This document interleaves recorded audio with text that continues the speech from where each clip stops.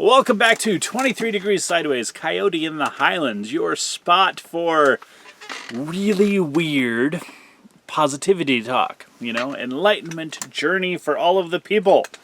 That includes you. Be nice to yourself. It includes my dome somewhere behind me. That's got to get enlightened too, right? Haha.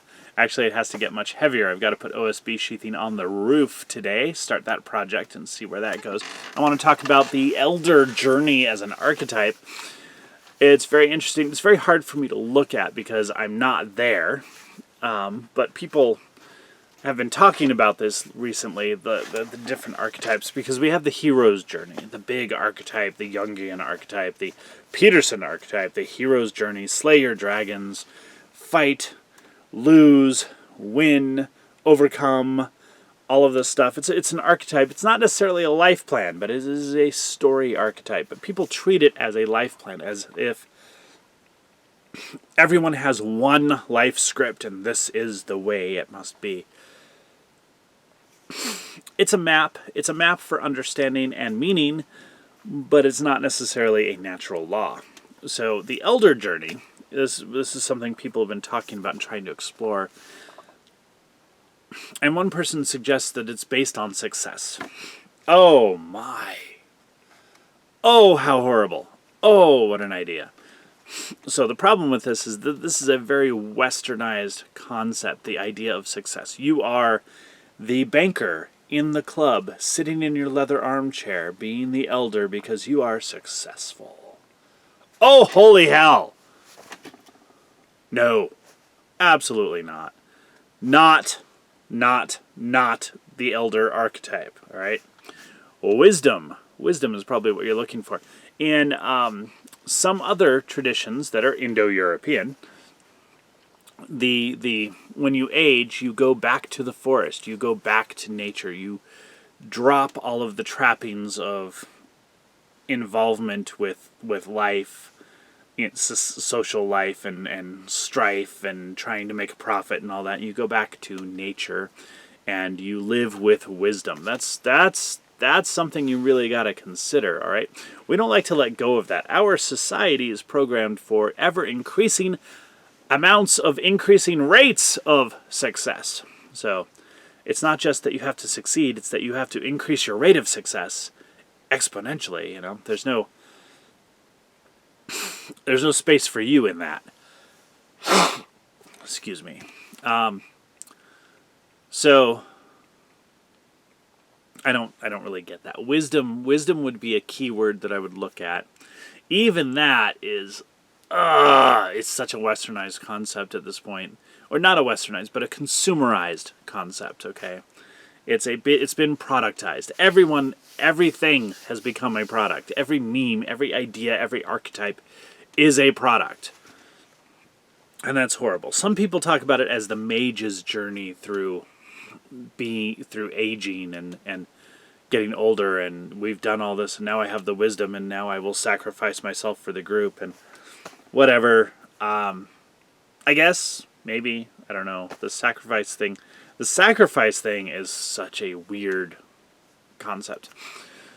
So the elder journey should not be confused with the renunciate journey.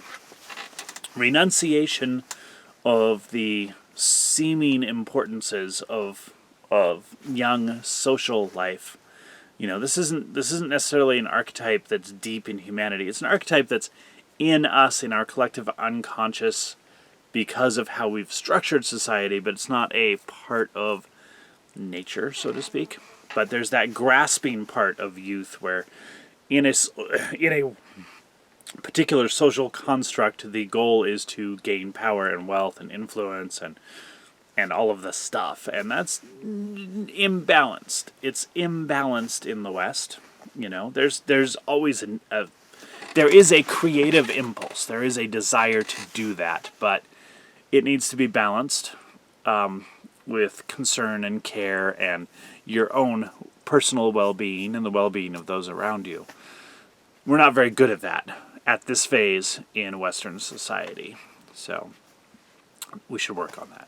The renunciate journey is where you kind of abandon all of that and look for true meaning and look for the true purpose and look for your own personal enlightenment and look for growth, spiritual growth. And that's not necessarily the elder journey. You can do that while you're working. You can do that while you're working at a gas station. You can do that while you're working in corporate America. You can do that. It's just very difficult in our social mold.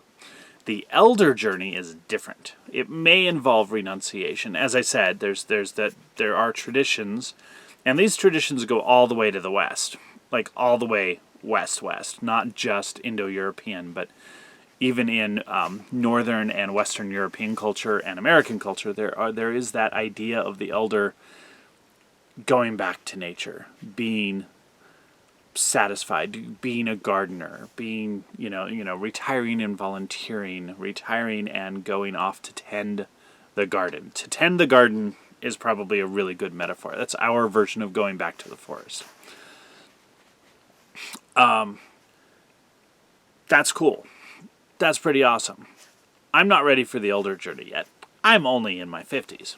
I'm not in my 70s or 80s. And realistically, if you've got a proper body nutrition, proper life path and everything, you're probably not elder until your 80s. That's topic for that's part of the longevity videos, right?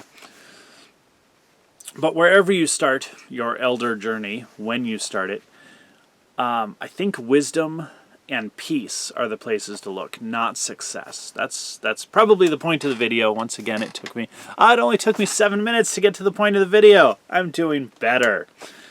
Wisdom and grace and forgiveness and all of that, getting past the contentious parts of life. Wisdom would be the really key element here. I think that is the key to the elder archetype, not resting on your success. That's that form of retirement thought is very artificial, incredibly artificial. It was made up 100 years ago, 120 years ago, less than that even.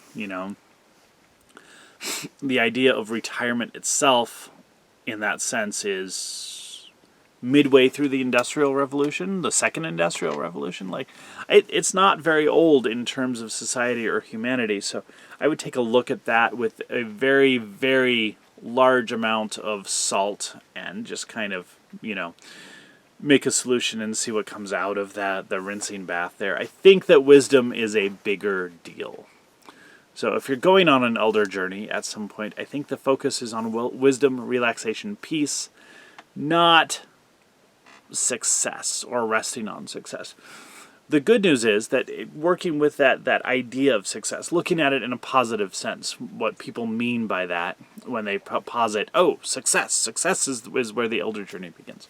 I think that to look at that with the most charitable viewpoint, what you're looking at is not striving to win, but working on your interior self. You can do that with different journeys, but if we were going to use the success model for the elder journey, the elder archetype, I think that's what we would do.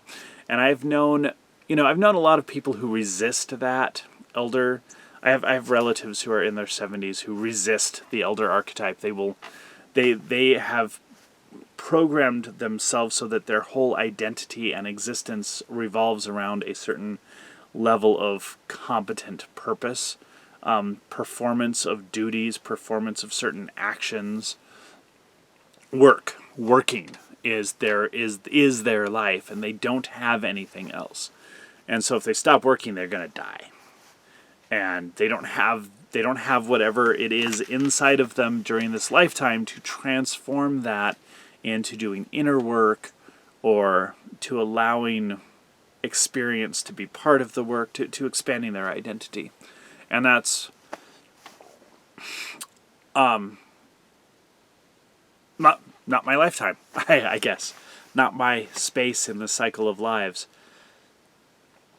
So be generous with that. Realize that for some people it is very much a level of identity that you would be challenging if you say, hey, yeah, go back to the forest, relax, tend your garden, relax. That's, some people aren't built for that. Some people aren't understanding that. And there are ways to change that if they want to, but it's not up to you to change them.